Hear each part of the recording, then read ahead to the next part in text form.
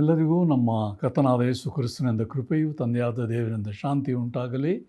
ನಮ್ಮ ಧ್ಯಾನಕ್ಕಾಗಿ ಸಂತ ಲೂಕನು ಬರೆದ ಸುವಾರ್ತೆ 1ನೇ ಅಧ್ಯಾಯ 30-32 ವಚನಗಳನ್ನು ಓದುತ್ತೇನೆ.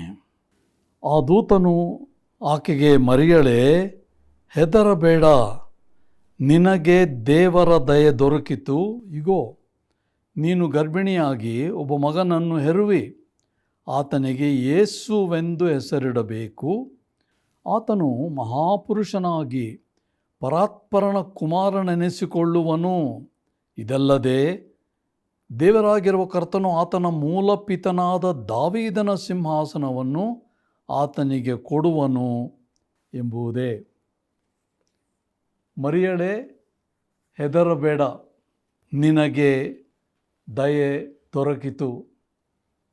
Mary, fear not, you have found favor. ಲೂಕ 1:30 ಮರಿಯಳೇ ಹೆದರಬೇಡ. ಮತ್ತಾಯ 1:20 ಯೋಸೇಫನೇ ಹೆದರಬೇಡ. ಮತ್ತು ಲೂಕ 2:10 ಕುರುಬರೇ ಹೆದರಬೇಡಿ. ಮುಖ್ಯ ಸಂದೇಶ ಏನಂದರೆ ಹೆದರಬೇಡಿ. ಕ್ರಿಸ್ತ ಜಯಂತಿಯ ದಿನಗಳಲ್ಲಿ ಮುಖ್ಯವಾದ ಸಂದೇಶ ಬಂದದ್ದೇನು? ಹೆದರಬೇಡಿ. ಯಾರು? ಮರಿಯಳು, ಯೋಸೇಫನು, ಕುರುಬರು, ಅಂದರೆ ಎಲ್ಲರೂ ಸಹ. ಇದೇ ನಮಗಿರುವ ಸಂತೋಷ. The message of Christmas is fear not. First we read in Luke 1:30, Mary, fear not. In Matthew 1:20, Joseph, fear not. In Luke 2:10, shepherds, fear not. The essential message that these three groups of people received from God through an angel was fear not. ಇಂದು ನಾವೆಲ್ಲರೂ ಒಂದಲ್ಲ ಒಂದಕ್ಕೆ ಹೆದರಿಲ್ಲವೇ? ಯಾವುದಾದ್ರೂ ಒಂದು ವಿಷಯದಲ್ಲಿ ನಮಗೆ ಭಯ ಇರುವುದಿಲ್ಲವೇ? Today all of us without exception are afraid of one thing or another. We have some fear lurking in each one's personality. Luke 1:30 ನಾವು ಓದಿದ ಹಾಗೆ ಆಶೀರ್ವಾದದೊಡನೆ ಒಂದು ಆಶ್ವಾಸನೆ, ಅಥವಾ ಆಶ್ವಾಸನೆ ಬಂದ ಮೇಲೆ ಆಶೀರ್ವಾದ. ಏನದು? In Luke 1:30 we read, there is a promise, but there is a blessing. ಇಲ್ಲಿ ಈ ಒಂದು ಆಶ್ವಾಸನೆ, ಆಶೀರ್ವಾದದ ಬಗ್ಗೆ ಮರಿಯಳು ಕೇಳಿದ ನಂತರ ಆಕೆಯ ಪ್ರತಿಕ್ರಿಯೆ ಏನಾಗಿತ್ತು? ರಕ್ಷಕನ ತಾಯಾಗುವಂಥದ್ದು ಒಂದು ಉನ್ನತವಾದಂಥ ದಯೆ. 34ನೇ ವಚನದಲ್ಲಿ, ಆ ದೂತನು ಇದು ಹೇಗಾದೀತು ಎಂದು ಕೇಳಿದಳು. ಆಗ ಹೇಳ್ತಾನೆ, ಇದೊಂದು ದೊಡ್ಡ ದಯೆ ನಿನಗೆ.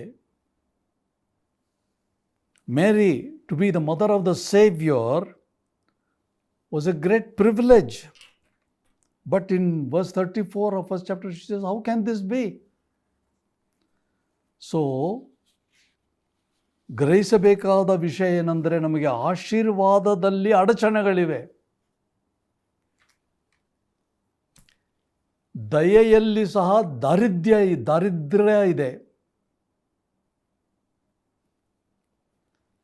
ದಯೆಯಲ್ಲಿ ಬಡತನ, ದರಿದ್ರ, ವಿಚಿತ್ರ ಅನ್ನಿಸ್ತದೆ. We need to realise and understand that in favour there are some unfortunate things that are going to happen.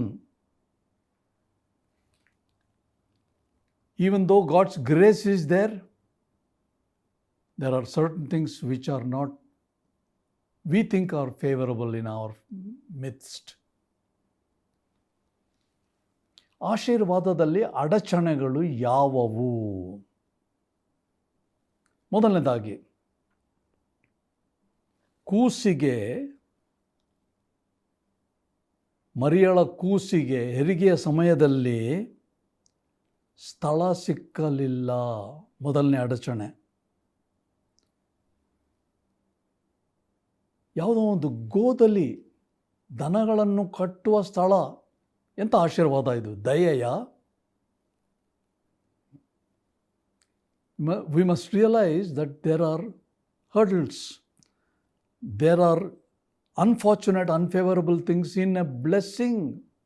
First of all, during the time of confinement, for the child, there was no mattress. She had the option of only delivering the child in a manger where there was some hay, no mattress. What kind of a favor is this? ಎರಡನೇದಾಗಿ, ಹೆರಿಗೆಯಾದ ನಂತರ ಮಗುವನ್ನು, ತಾಯಿಯನ್ನು ತಗೊಂಡು ಐಗುಪ್ತ ದೇಶಕ್ಕೆ ಓಡಿ ಹೋದಂಥ ಒಂದು ಪರಿಸ್ಥಿತಿ ಬಂತು. ಕಾರಣ, ಹೆರೋದನಿಗೆ 2 ವರ್ಷಗಳ ಗಂಡು ಮಕ್ಕಳೆಲ್ಲರನ್ನು ಸಾಯಿಸಬೇಕೆಂಬ ಒಂದು ತೀರ್ಮಾನವಿತ್ತು. ಎಂಥ ದಯೆ ಇದು! The second unfavorable situation was, after the child was born, Joseph had to take the mother and the babe and run to flee to Egypt. Reason? Herod wanted to kill all the boys under 2 years of age. What kind of a favor? What kind of a blessing is this? ಮೂರನೇದಾಗಿ, ಬೆತ್ಲೆಹೇಮಿನ ನಂತರ ನಜರೇತಿನಲ್ಲಿ ಬಂದ ಮೇಲೆ ಅನೇಕ ವರ್ಷಗಳು ಈ ರಕ್ಷಕನಾಗಿ ಹುಟ್ಟಿದಂಥ ಯೇಸು ಕ್ರಿಸ್ತನಿಗೆ ಹಳ್ಳಿಯ ಬಾಳು, ಬಡಗಿಯ ಕುಟುಂಬ, ಸಾಧಾರಣವಾದ ಬಡತನದ ಕುಟುಂಬದ ಒಂದು ವಾತಾವರಣದಲ್ಲಿ ಬೆಳೆದ, ಕತ್ತಲೆ, ಅಸ್ಪಷ್ಟತೆಯ ಜೀವನ. ಎಂಥ ಆಶೀರ್ವಾದ ಇದು! After Bethlehem, Nazareth. Nazareth was virtually a village. Ordinary life. In the family of a carpenter, probably there was poverty. There was no facilities in a carpenter's house. What kind of a favor was this? ಆಮೇಲೆ ಇನ್ನೊಂದು, ಬಾಲಕ ಯೇಸುವಿಗೆ ಅನೇಕ ವಿಪತ್ತುಗಳಿದ್ದವು, ಅಪಾಯಗಳು ಬಂದವು. ರಾಜಕೀಯ ಮತ್ತು ಧಾರ್ಮಿಕ ಗುಂಪಿನ ಜನರು ಯೇಸುವನ್ನು ಹಾಗೆ ಮಾಡಿ ತಿರಸ್ಕಾರ ಮಾಡುತ್ತಿದ್ದರು. As a boy, Jesus, when he was growing up, he had many dangers to face. While the humble and the ordinary people loved him, the religious and political groups hated him. They regarded him as a nuisance in their midst. ಕಟ್ಟ ಕಡೆಗೆ ಒಂದು ದಿನ ಯಾಜಕರು, ಪರಿಸಾಯರು, ಶಾಸ್ತ್ರಿಗಳು, ಆಡಳಿತಗಾರರು ಯೇಸುವಿನ ಮೇಲೆ ಅನೇಕ ಆರೋಪಣೆಗಳನ್ನು ಹೊರಿಸಿ ಅಪರಾಧಿಯನ್ನಾಗಿ ಆತನನ್ನು ನಿರ್ಣಯಿಸಿ ಕಡೆಗೆ ಒಂದು ಗುಡ್ಡದ ಮೇಲೆ, ಕ್ರೂಜ ಮೇಲೆ ಹಾಕಿ ಆತನ ಪ್ರಾಣ ತೆಗೆದರು. ಎಂಥ ದಯೆ! Finally, one day, Jesus was taken by the priests and the leaders of the law of that day. They found fault in him and they said he is a blasphemer. He deserves only death.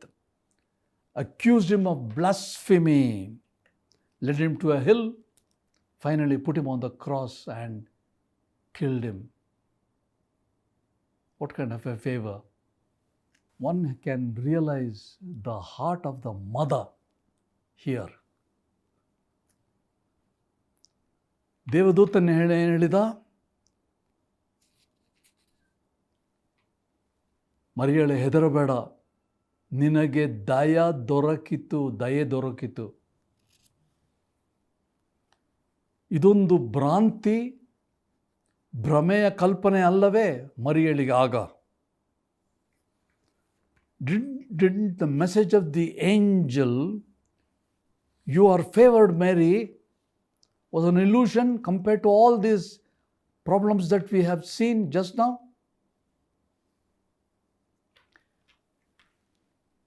ಸಂದೇಶ ಏನು? ಸಂದೇಶ ಏನಂದರೆ, ಕೇವಲ ಸಮಾಧಾನ ತೃಪ್ತಿಗಳಿಂದಲೇ ಮರಿಯಳು ದೇವರ ದಯೆಯನ್ನು ಅಳತೆ ಮಾಡಲಿಲ್ಲ. ಸಮಾಧಾನ, ತೃಪ್ತಿ, ಸಂತೋಷ ಎಲ್ಲವೂ ಇರುವಿಕೆ, ಇವುಗಳಿಂದಲೇ ದೇವರ ದಯೆಯನ್ನು ಆಕೆ ಅಳತೆ ಮಾಡಲಿಲ್ಲ. ಬದಲಾಗಿ ಆಳವಾದ ರೀತಿಯಲ್ಲಿ ಸತ್ಯವನ್ನು ಆಕೆ ಪರಿಶೀಲನೆ ಮಾಡಿ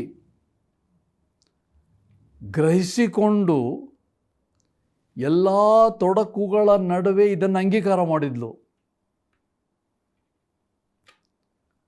The truth of God's favor that came to Mary was deep in her heart.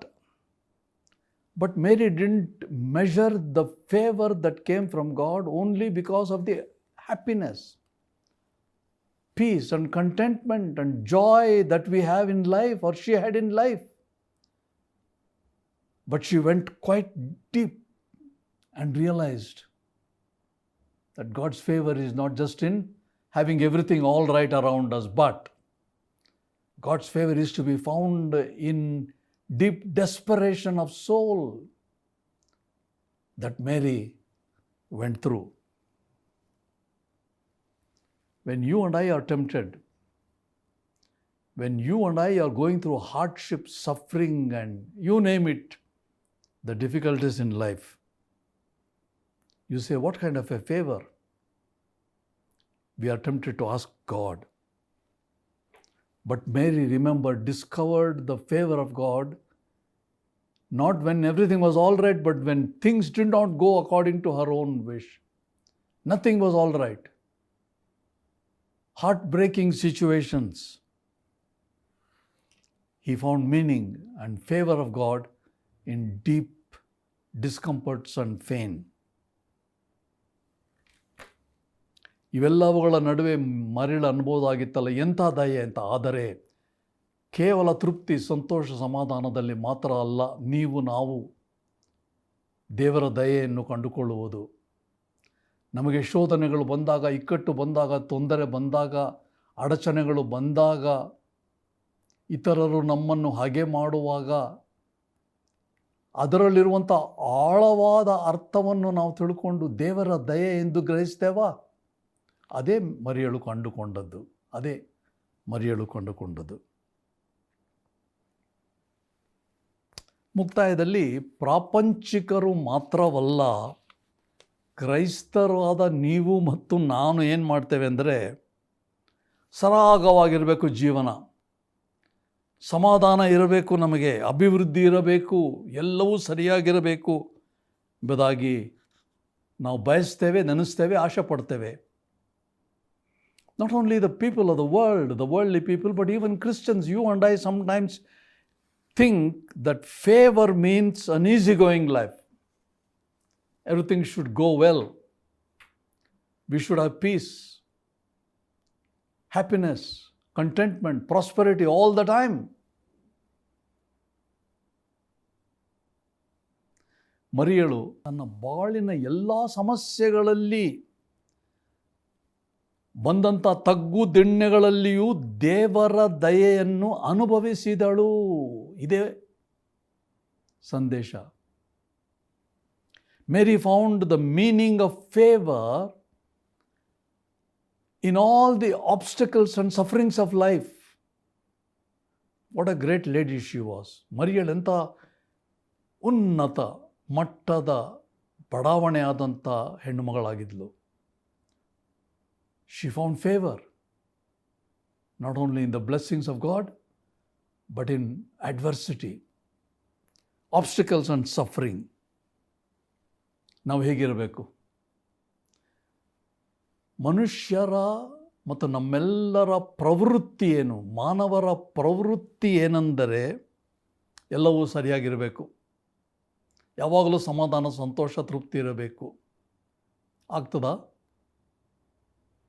ಒಮ್ಮೊಮ್ಮೆ ಆಗ್ಬೋದು, ಖಂಡಿತ ಸತತ ಆಗುವುದು ಕಷ್ಟ. ಕಾರಣ ನಾವಿರೋ ಪ್ರಪಂಚ ಇಂಥದ್ದು. ಪ್ರಪಂಚದಲ್ಲಿ ನಮಗೆ ತೊಂದರೆ, ಇಕ್ಕಟ್ಟು ಬರ್ತದೆ. ಆದರೆ ದೇವರ ಆಶೀರ್ವಾದ ಎಲ್ಲಿ ಕಾಣಬೇಕು ನಾವು? ಮುಖ್ಯ. Should we also be like Mary to find favour in adverse situations, in obstacles, in problems that will break our hearts. He did for Mary. ಇದೇ ಕ್ರಿಸ್ತ ಜಯಂತಿಯ ಸಂದೇಶ. ಹೆದರಬೇಡ ಮರಿಯಳೆ, ಹೆದರಬೇಡ ಯೋಸೇಫನೇ, ಹೆದರಬೇಡಿ ಕುರುಬರೇ, ಕ್ರೈಸ್ತರೇ, ಹೆದರಬಾರದು. This is the message of Christmas. Mary, fear not. Joseph, fear not. Shepherds, fear not. You believer and I should not fear. ಪ್ರಾರ್ಥನೆ ಮಾಡೋಣ. ತಂದೆಯಾದ ದೇವರೇ, ಈ ಕ್ರಿಸ್ತ ಜಯಂತಿಯ ದಿನಮಾನಗಳಲ್ಲಿ ನಮಗೆ ಬಂದಿರುವ ಸಂದೇಶ ಹೆದರಬಾರದು. ಸಾಮಾನ್ಯವಾಗಿ ನಾವು ಹೆದರಿದ್ದೇವೆ, ಒಂದಲ್ಲ ಒಂದು ಕಾರಣಕ್ಕೆ, ಭಯ. ಆದರೆ ಅವುಗಳಲ್ಲಿಯೂ ನಾವು ನಿನ್ನ ದಯೆ, ನಿನ್ನ ಕೃಪೆ, ಕರುಣೆ, ಆಶೀರ್ವಾದಗಳನ್ನು ಕಂಡುಕೊಳ್ಳುವ ಮನಸ್ಸು, ಕೃಪೆ ಕೊಡು ಎಂದು ಪ್ರಾರ್ಥಿಸ್ತೇವೆ. We have just observed that the message of Christmas is fear not. We are so afraid of everything today, tomorrow and the future. It's but natural for us. But as Mary found favor even in obstacles, even in dangerous situations, help us to go deep and find favor in all the obstacles, obstructions, suffering that we go through. ನಾವು ಹೋಗುವಂಥ ದಾರಿಯಲ್ಲಿ ಅನೇಕ ಅಡಚಣೆಗಳು, ಇವುಗಳ ಮಧ್ಯೆ, ತೊಂದರೆ ಇಕ್ಕಟ್ಟುಗಳ ಮಧ್ಯೆ ನಿನ್ನ ದಯೆಯನ್ನು ಕಂಡುಕೊಳ್ಳುವ ಕೃಪೆ ಮರಿಯಳಿಗೆ ಕೊಟ್ಟಂತೆ ನಮ್ಮೆಲ್ಲರಿಗೂ ಕೊಡಬೇಕೆಂದು ಪ್ರಭುವಾದ ಯೇಸು ಕ್ರಿಸ್ತನ ಹೆಸರಿನಲ್ಲಿ ಪ್ರಾರ್ಥಿಸ್ತೇವೆ ತಂದೆಯೇ. ಆಮೆನ್.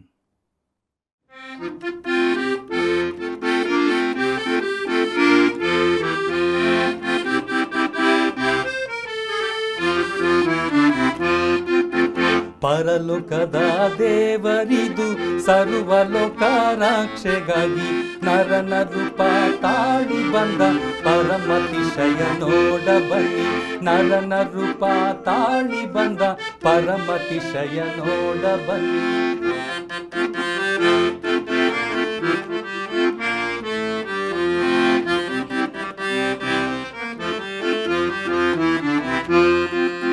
ಸುರಲೋಕದ ದೂತರತಿ ಹರುಷದಿಂದ ಹಾರಿ ಬಂದು ಕುರುಬರಿಗೆ ಸಾರಿದರು ವರಯೇಸುವಿನ ಸುದ್ದಿಯನ್ನು. ಕುರುಬರಿಗೆ ಸಾರಿದರು ವರಯೇಸುವಿನ ಸುದ್ದಿಯನ್ನು.